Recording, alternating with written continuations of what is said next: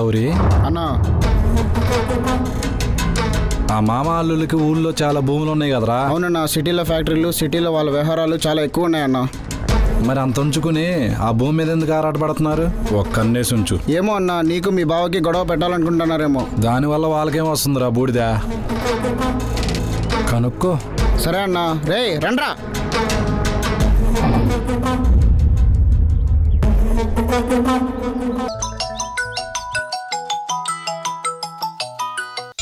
Hello, ఎంతవరకు వచ్చింది పని? పని అయిపోయే వరకు వచ్చింది.